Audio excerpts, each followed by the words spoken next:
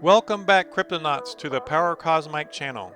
Today we have another episode of Crypto Shill. In this episode, we talk to Douglas Horn, Telos architect. Telos is a project that's looking to compete with the likes of Binance and Ethereum. So they're a layer 1 type protocol. They're just in the situation where they need to try to get some additional liquidity. So they've decided to do a pre-sale on the ERC20 as well as their own native blockchain. So I think it's something that's worth looking at. And the pre-sale is ongoing. So I wanted to get this video out there as soon as possible so people can be at least aware that this is happening and have some insight on Telos. So without further ado, here's a Telos architect. It's just a sort of drop in. Counterparty-based projects would be able to go on Telos native very easily, but they would have to port their code. So that's the native code of Telos is C++. That's compiled down to WASM. Runs very fast. That's part of why we can do so much. So they would just have to do that kind of porting in order to move to Telos. Do you guys have a YouTube channel? Yeah, we do have a YouTube channel. We have kind of a lot of things. Maybe somebody who knows about that from Telos could link that. Douglas, I have a question.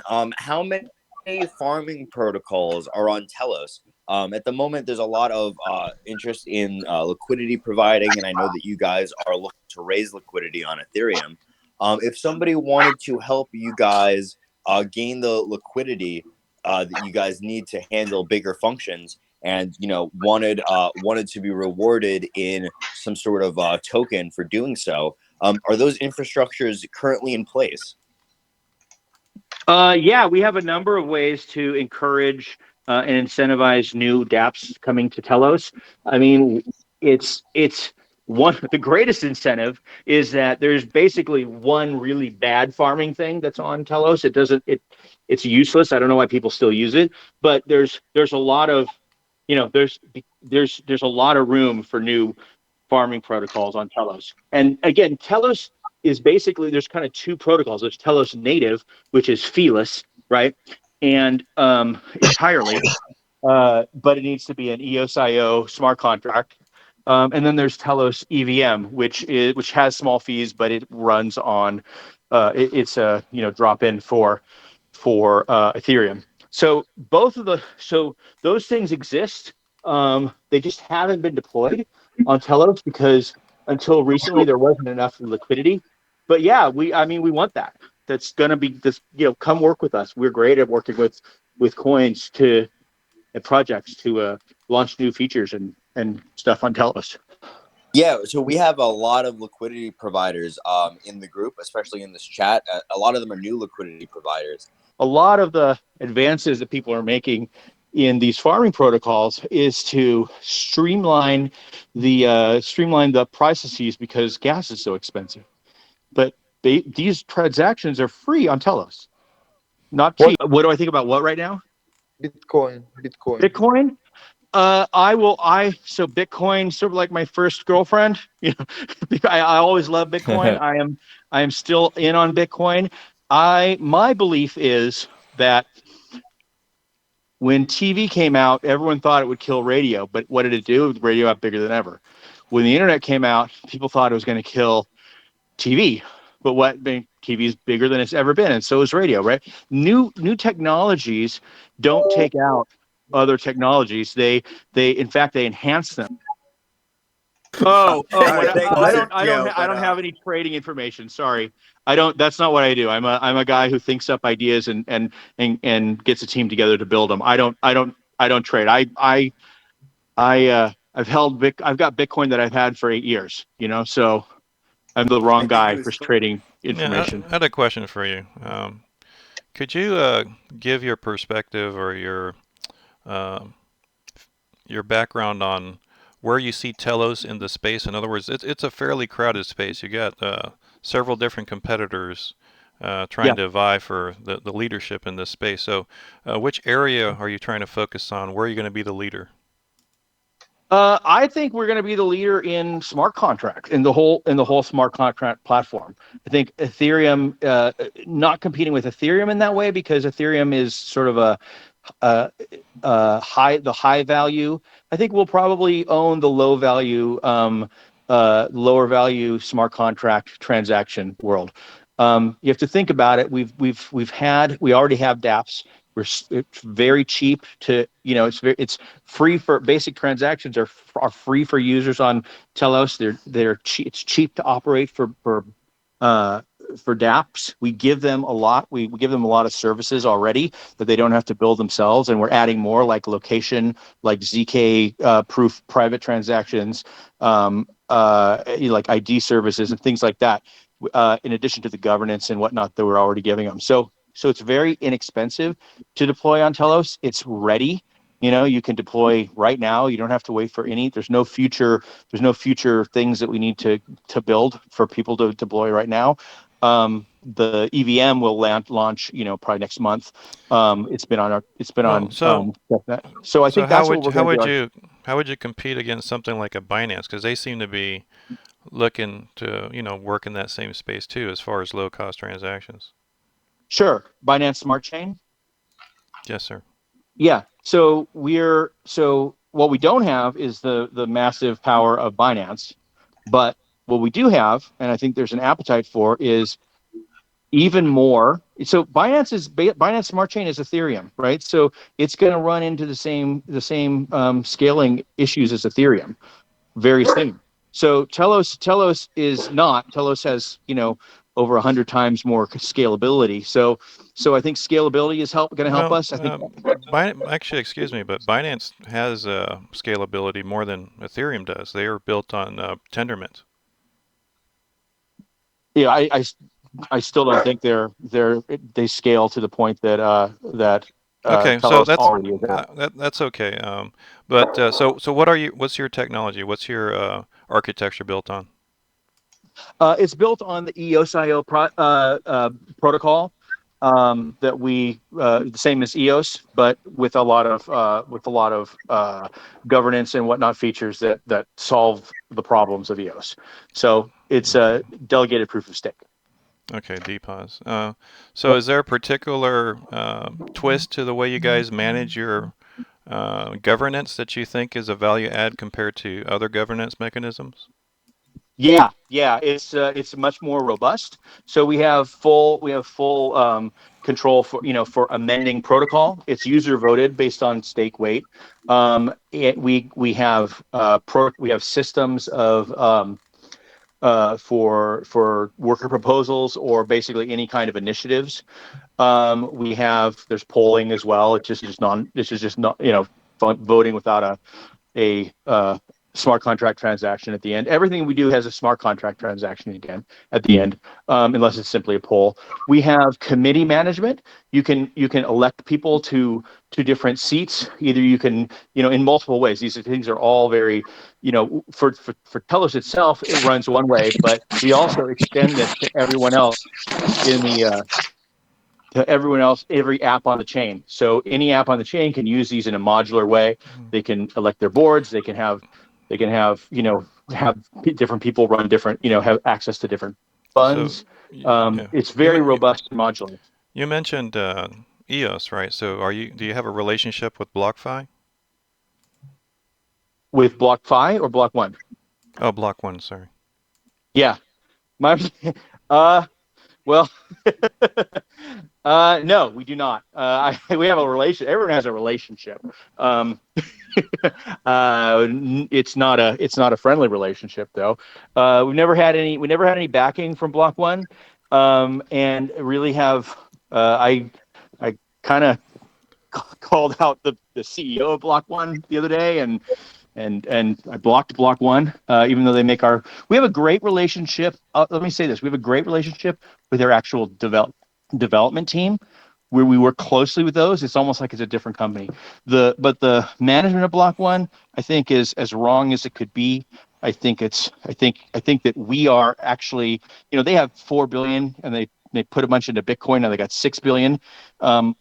I think it's crazy that they not only took all the community money, because I was a Genesis investor, but didn't put any into the community, but then they also brag about how much money they made on Bitcoin by not investing in their own community. I'm So glad you're that's our saying that. relationship. I'm glad you're saying that because that echoes a sentiment I've heard from other folks that are into the EOS ecosystem.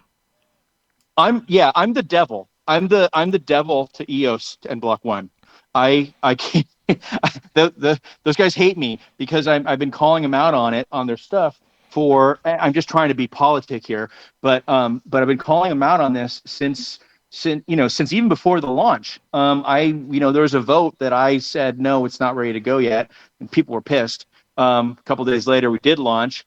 But ever since I've been there, I've seen problems with it. I believe that it has the potential to be amazing. The reason I started Telos is because I hate to see something that could be great ruined and cast aside because of poor execution or leadership. And I just thought EOCO is actually too great to let die because they're going to let it die, but they are letting it die. Telos with no Okay. money has funded our community more than EOS did with $4 billion. Right. So just to be clear, because I'm trying to understand the relationship between you and EOS. So you're still leveraging the EOS technology, or are you just using the same protocol? No, we still what Block One does is they build the EOSIO technology. It's open source, so it powers EOS. But frankly, what they're doing is they're building it really to power private blockchains. They've cast EOS aside. They don't even launch their projects on EOS. They continue to develop it to launch private blockchains. We take what they do and we make it great for public blockchains.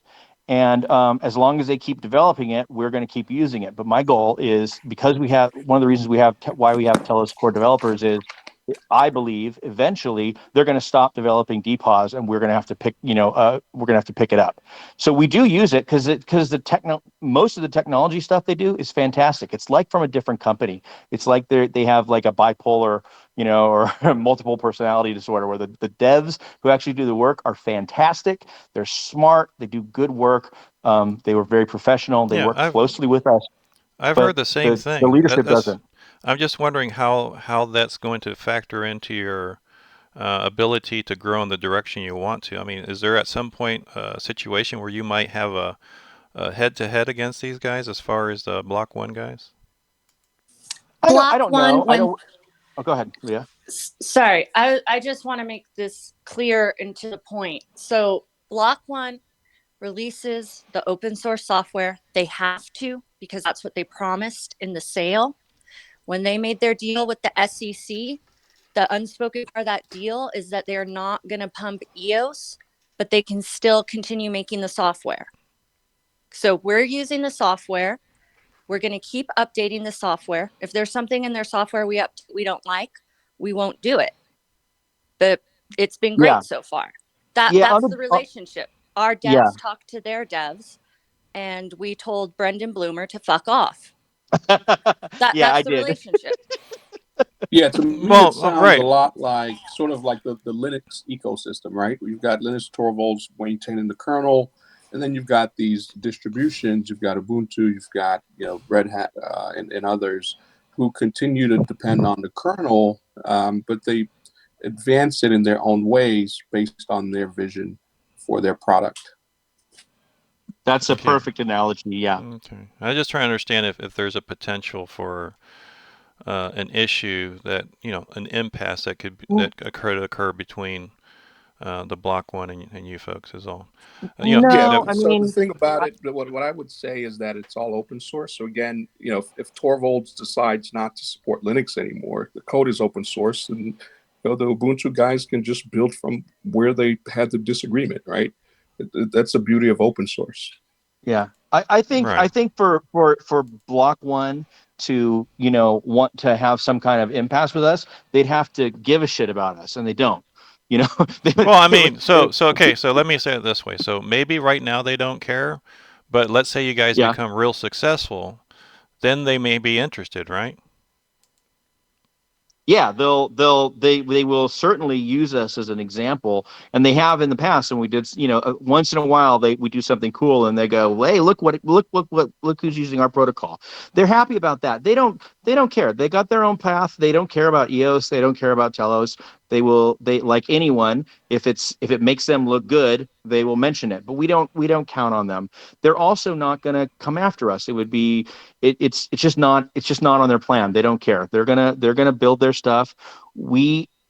Additionally, when the distributions come out, they are quite modular. We can make a lot of modifications. And in fact, EOS usually takes whatever Block One does and just deploys the vanilla version right away. But on Telos, because we have this governance, we've actually had multiple votes to make different changes and to optimize it. And we don't have to have huge changes. We can be very nimble. We've been extremely nimble, actually. The reason we're able to do this launch, the reason we're able to do all these things we're doing, is because we have this great nimble governance. So the community actually makes all the decisions. We're not just saying it like so many do. They actually do, and we can totally change. Totally fix things that to address changing conditions in 29 days. And it's we have that power. I wouldn't worry about. Well, I do not worry about it. My worry is that they stop just developing it all together. Say, hey, okay, that's it. We're good. We're done. And if that's the case, then Right. I want Telos to have its own core developer group that can pick up the reins. So that's what I was thinking about. Is, let's say they see, let's say your project really being successful, and they're thinking, well, why can't we get a piece of this? And they'll say, well, we're not going to continue developing this thing unless you guys give us some sort of kickback. Yeah, they won't do that. That's could take because they'd be opening us. We could go straight to the SEC or something. Not that I want to go to them, but that's it. They're not gonna do that. They're not. They really. I mean, they really would have to care, and they don't. They don't. It's not like they love us. It's not like they hate us. They simply don't care. Well, I get that, but they don't care because there's no money at this point. Well, we'll see what happens, right? No one can see the future. Well, and also, Telos just isn't concerned, and yeah, it's but probably great to move on to a different question. Okay, fair enough. But the other point is we're open source, and we're running a current open source version of EOSIO. If they decided to stop advancing EOSIO, then at that point we would just make a decision if we're going to continue to advance the software, fork the open source that we're currently running, and continue to do our own development. That would be the worst case scenario. Okay, so just to be on a positive note, what would you say is the most powerful, or the thing you want people to take away about Telos that makes you guys different to anything else in the market? Great question. I'd like to hear what other people say, and then maybe I'll add mine last, if that's okay. Doug, the only thing I understood, this is the first time I'm listening about Telos, and whatever you say, the only competitive advantage you have for now is the gas fee. So when the new ETH will come up, then they will kill your business, isn't it? No, not at all. We have capacity Ethereum 2.0 is not going to hit until is not going to do that until it hits phase 1.5 or 2. That's a ways off. People need a solution now. The no transaction has a lot more value than you think. I mean, for one thing, it means you can't do front running. It means a lot of. There's a lot of. It means that IoT devices can do transactions and microtransactions that as low as 1 Satoshi. Which we can send around on the chain, without loss. It's the only chain you can do that. It's a lot more than just low fees. It's not low fees. It's on Telos proper. It's no fees, which is a very, very big difference. Our capacity is 100 times what EOS is, or what Ethereum is. Our speed is faster, and I don't think that. And again, this is one chain, right? So even when you get on to roll-ups and ETH2 shards and whatnot, you're not gonna, there's no promise you're gonna be able to have composable transactions across those.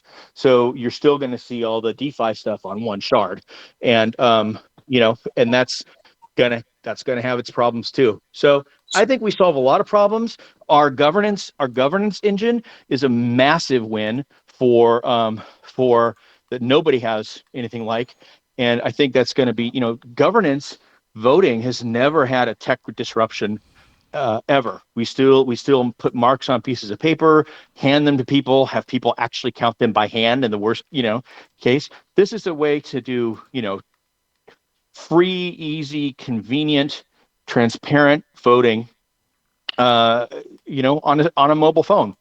It's completely different. So there's a lot of advantages we have. Some of our other things that we're bringing out also have unique advantages in our development. We're quite far along. It's like we're not like Cardano that's trying to get smart contracts. We are, we're a couple generations past that where we're building more and more new tools, and dApps are already using us. So I don't agree with that contention. So If you enjoyed this video, please like, share, and subscribe. Until next time, Cryptonauts. Peace.